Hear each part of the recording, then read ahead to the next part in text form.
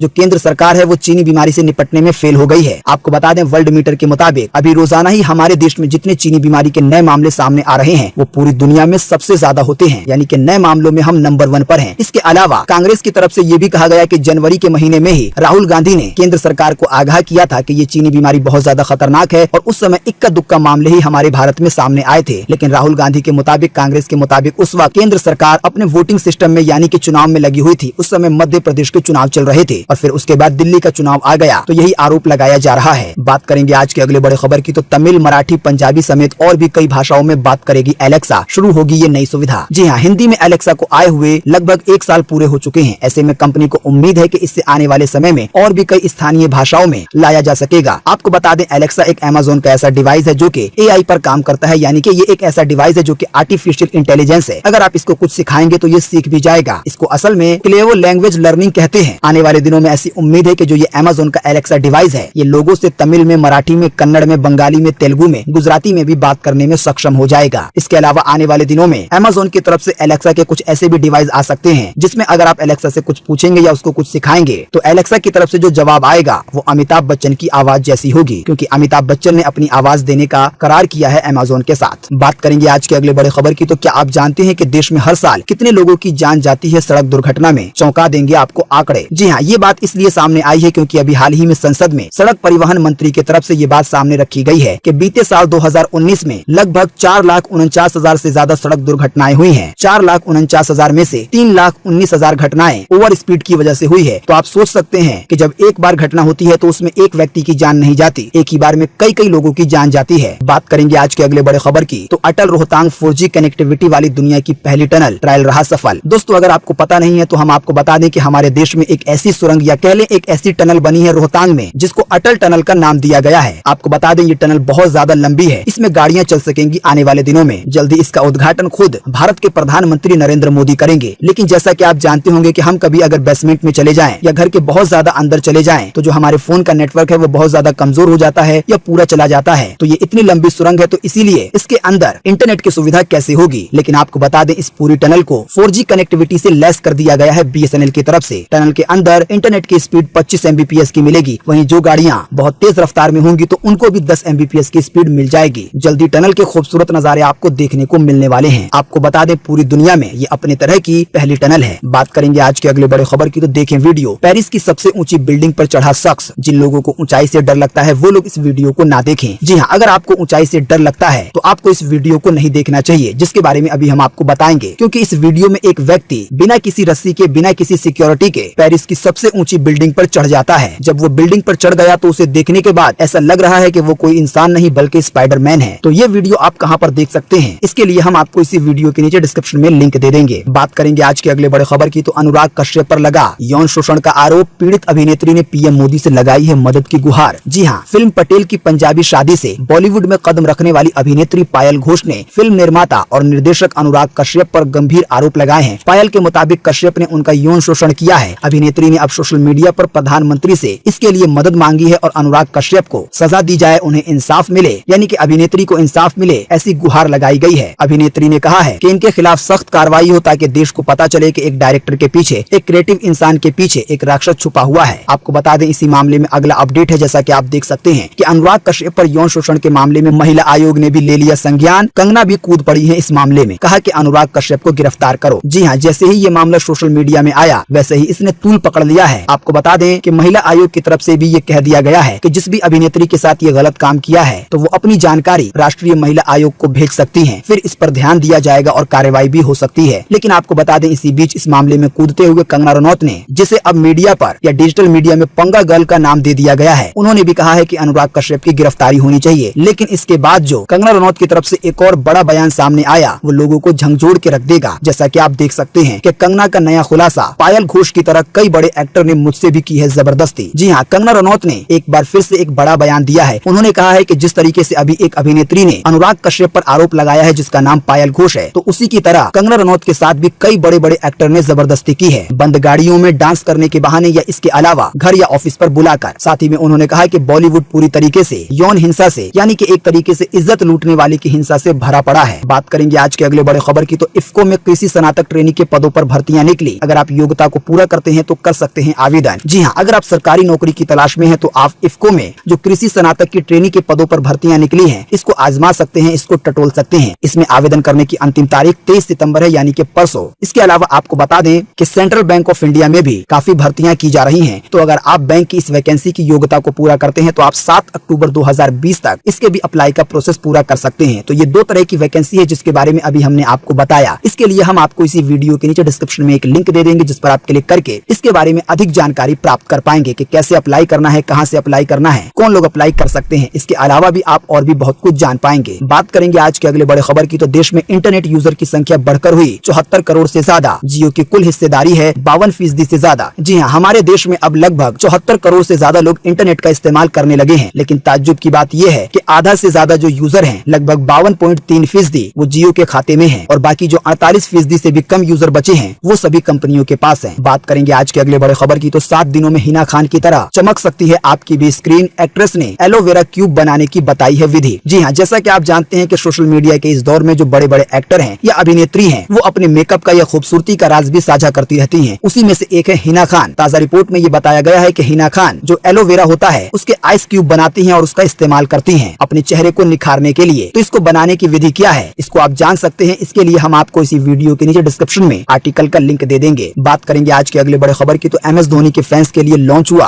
Oppo का नया smartphone. नाम के साथ छपा है ऑटोग्राफ। जी हाँ, ओप्पो ने अपने नए फोन रेनो फोन प्रो का एक और वेरिएंट लॉन्च किया है और ये नया वेरिएंट गैलेक्टिक ब्लू कलर में आता है और इस पर भारतीय क्रिकेट टीम पूर्व कप्तान महेंद्र सिंह धोनी के साइन है, यानी कि ऑटोग्राफ है। बाकी फोन के फीचर पहले जैसे हैं। इसकी कीमत लगभग 34,000 से ज्यादा है, लेकिन इस पर आपको मिलेगा महेंद्र सिंह धोनी का ऑटोग्राफ। बाकी अगर आप इस फोन के फीचर के बारे में ज्यादा जानना चाहते हैं तो हम आपको इसी वीडियो के नीचे डिस्क्रिप्शन में एक लिंक दे देंगे। बाकी जिन लोगों को पता है तो उनकी तो कोई बात नहीं। बात करेंगे आज के अगले बड़े खबर की, तो रेलवे ने दादर से भुज के बीच स्पेशल ट्रेनें चलाने का किया है ऐलान। आज से शुरू होगी टिकटों की बुकिंग। जी हाँ, रेल यात्रियों की मांग को ध्यान में रखते हुए भारतीय रेलवे ने दादर से भुज के बीच एक स्पेशल ट्रेन चलाने का ऐलान किया है जो कि 22 सितंबर से चलेगी, लेकिन इसके टिकट की बुकिंग आज से शुरू हो गई है। ताजा जानकारी के मुताबिक गाड़ी संख्या 09115 दादर से 23 सितंबर से दोपहर 3 बजे चलेगी और ये सुबह 7 बजे भुज पहुंचेगी। बाकी ज्यादा जानकारी आपकी स्क्रीन पर है कि ये कहां पर रुकेगी, इसकी और टाइमिंग क्या है। बाकी और ज्यादा डिटेल में जानने के लिए आप इंडियन रेलवे की वेबसाइट पर या IRCTC पर जा सकते हैं। दोस्तों, अगली खबर के बारे में बताने से पहले आपके लिए एक बड़ा सर्वे और एक बड़ा सवाल। अगर आप इसमें हिस्सा लेंगे और इस सवाल का जवाब देंगे तो इससे बहुत कुछ पता चलेगा पूरे देश के लिए। जैसा कि अभी हमने आपको थोड़ी देर पहले बताया वीडियो के शुरू में एक खबर के तहत कि चीनी बीमारी के हालात को देखते हुए देश के कई जगहों पर धारा 144 लगा दी गई है, तो कहीं कहीं के लिए लॉकडाउन का भी ऐलान कर दिया गया है। तो आप हमें इसी वीडियो के नीचे कमेंट बॉक्स में कमेंट करके बताएं कि चीनी बीमारी के हालात को देखते हुए क्या सरकार को पूरे देश में एक बार फिर से लॉकडाउन कर देना चाहिए या नहीं करना चाहिए। आपकी पर्सनल राय के हिसाब से आप अपना जवाब इसी वीडियो के नीचे कमेंट बॉक्स में जरूर लिखें। आपके दिए हुए जवाब से काफी कुछ पता चलेगा। बात करेंगे आज के अगले बड़े खबर की, तो मेरी फसल मेरा ब्यौरा योजना में रजिस्ट्रेशन की तारीख बढ़ी। आइए बताएं इसके बारे में। जी हाँ, सरकार ने राज्यों के किसानों के हित में मेरी फसल मेरा ब्यौरा पोर्टल पर रजिस्ट्रेशन करवाने का जो समय है उसे बढ़ा दिया है। आपको बता दें इस योजना की लास्ट डेट आ गई थी, लेकिन इसे बढ़ाकर 25 सितंबर कर दिया गया है। किसान अपनी फसल की डिटेल इस पोर्टल पर अपलोड कर सकते हैं। रजिस्ट्रेशन करने के बाद बाजरा को छोड़कर अन्य खरीफ फसलों के बारे में रजिस्ट्रेशन करवाया जा सकता है 25 सितंबर तक। आपको बता दें ये योजना हरियाणा सरकार की है। जो भी किसान इस पोर्टल पर इस वेबसाइट में अपना रजिस्ट्रेशन करवाते हैं, अपने फसल की जानकारी देते हैं, तो सरकार उनको काफी तरीके के फायदे देती है सब्सिडी के रूप में। इसके अलावा उनके फसल को बेचने में भी मदद करती है। बात करेंगे आज के अगले बड़े खबर की, तो रेलवे ने बैंक कर्मचारियों को दी बड़ी राहत। कर सकेंगे लोकल ट्रेनों में सफर। जी हाँ, सेंट्रल रेलवे और वेस्टर्न रेलवे ने सभी प्राइवेट और कोऑपरेटिव बैंकों के कर्मचारियों को बड़ी राहत दी है। रेलवे ने इन बैंकों के 10% कर्मचारियों को मुंबई की लोकल ट्रेनों में चलने की इजाजत दे दी है। महाराष्ट्र सरकार ने पत्र लिखकर रेलवे से इन बैंक कर्मचारियों को राहत दिए जाने के लिए कहा था। बैंक कर्मचारियों को राज्य सरकार से QR कोड लेना होगा सफर करने से पहले। इसके अलावा अपना आई कार्ड भी अपने साथ रखना होगा। बात करेंगे आज के अगले बड़े खबर की, तो सैमसंग गैलेक्सी F सीरीज को कंपनी ने किया टीज। आइए बताएं इसके बारे में। जी हाँ, सैमसंग कंपनी की तरफ से सैमसंग गैलेक्सी का एक और नया सीरीज आने वाला है, वो होगा F के नाम से। ताजा जानकारी के मुताबिक F सीरीज को लेकर काफी अफवाहें चल रही थी, लेकिन आखिरकार कंपनी ने इसकी लॉन्चिंग की पुष्टि कर दी है और कहा है कि जल्द ही सैमसंग की तरफ से F सीरीज के फोन आने लगेंगे। एक रिपोर्ट के मुताबिक ये अंदाजा लगाया गया है अफवाहों में कि सैमसंग गैलेक्सी के F सीरीज का पहला फोन F41 होगा, जिसकी कीमत 30,000 रूपए से कम हो सकती है। तो सैमसंग का एक और नया बेहतरीन फोन लोगों को देखने को मिल सकता है। बात करेंगे आज के अगले बड़े खबर की, तो खुशखबरी 1500 रूपए तक सस्ते हुए सैमसंग के 6 नए स्मार्टफोन। आइए बताएं इसके बारे में। जी हाँ, अभी हाल ही में एक खबर आई थी जिसमें ये बताया था हमने आपको कि सैमसंग के बहुत सारे फोन सस्ते हो गए हैं। लेकिन आपको बता दें एक बार फिर से, सैमसंग की तरफ से बहुत सारे फोनों पर लगभग 1500 रूपए की कटौती कर दी गई है। तो जो भी लोग सैमसंग का फोन खरीदना चाहते हैं तो वो लोग एक बार इस लिस्ट को देख लें। हम आपको इसके लिए इसी वीडियो के नीचे डिस्क्रिप्शन में एक लिंक दे देंगे। तो दोस्तों, आज 21 सितंबर 2020 की यही ताजा खबरें थी और महत्वपूर्ण खबरें थी। उम्मीद करते हैं इससे आपको काफी कुछ जानकारी मिली होगी। हम बस इसके बदले में आपसे इतना ही चाहते हैं कि आप इस वीडियो को लाइक कर दें, शेयर कर दें, क्योंकि आपका लाइक और शेयर करना ही हमारी मेहनत का फल होता है। वीडियो देखने के लिए आपका बहुत बहुत धन्यवाद। Thanks for watching.